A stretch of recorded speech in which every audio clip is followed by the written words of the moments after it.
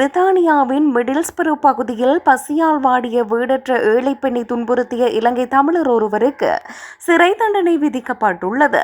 குறித்த பெண்ணுக்கு உணவு வழங்குவதாக கூறி ஏமாற்றி அவரை பாலியல் வன்கொடுமை செய்ய முயன்ற செல்வரத்தினம் நல்ல தம்பி என்ற இலங்கையருக்கு நீதிமன்றம் 11 ஆண்டுகள் சிறை தண்டனை விதித்துள்ளது. பிரித்தானியாவில் பல வருடங்களாக வாழ்ந்து வரும் இந்த நபர் கடந்த அக்டோபர் மாதம் பாதிக்கப்பட்ட பெண்ணை உதவி செய்வது போல் நடித்து தனது வீட்டிற்கு அழைத்து சென்றுள்ளார். அங்கு சென்றதும் அந்த பெண்ணை பாலியல் ரீதியாக துன்புறுத்த முயன்றுள்ளார். அந்த பெண் மறுப்பு தெரிவித்ததால் செல்வரத்தினம் வீட்டில் இருந்த சுத்தியலை எடுத்து காட்டி தனது ஆசைக்கு இணங்காவிட்டால் அடித்து கொன்று விடுவதாக மிரட்டியுள்ளார். பின்னர் அந்த பெண்ணை தரதரவென தரையில் இழுத்து சென்று துஷ்பிரயோகம் செய்ய முயன்றுள்ளார். எனினும் அந்த பெண் அவரிடமிருந்து போராடி தப்பி ஓடி வெளியில் இருந்தவர்களிடம் உதவி கேட்டு அலறியுள்ளார்.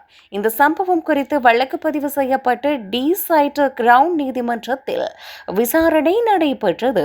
நீதிமன்றத்தில் தமிழ் மொழிபெயர்ப்பாளரின் உதவியுடன் முன்னிலையான செல்வரத்தினம் தன் மீதான குற்றச்சாட்டை மறுத்தார்.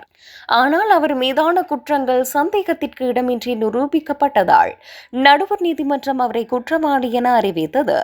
ஏற்கனவே பெண்களுக்கு எதிராக வன்முறை மற்றும் பாலியல் குற்றங்களில் ஈடுபட்ட 30 வழக்குகளின் பின்னணி கொண்ட செல்வரத்தினம் பெண்களுக்கு பெரும் அச்சுறுத்தலாக விளங்குவதாக கூறி நீதிபதி பால்ரீட் இவருக்கு 11 ஆண்டுகள் சிறையும் விடுதலையான பின் 5 ஆண்டுகள் தீவிர கண்காணிப்பு காவலும் விதித்து தீர்ப்பளித்துள்ளார்.